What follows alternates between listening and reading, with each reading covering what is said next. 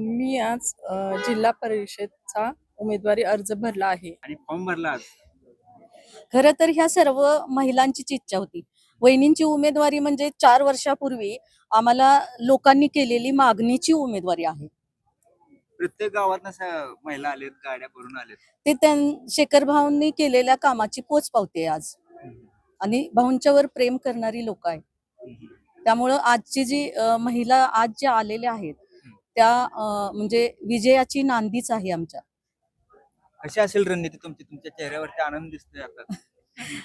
आमची रणनीती म्हणजे गोरगरीब जनतेसाठी, विकासाच्या कामासाठी आणि जी काही म्हणजे शेखर भाऊंच्यावर जनता प्रेम करते त्यांच्या म्हणजे प्रेमासाठी आम्ही हे सर्व करत आहे.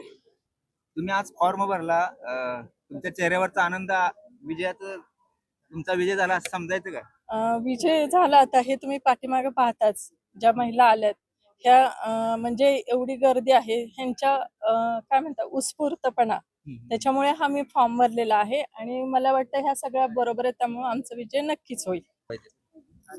मला आता मी कालपासून पाहते, लोकांच्या बऱ्याच समस्या जाणवतात.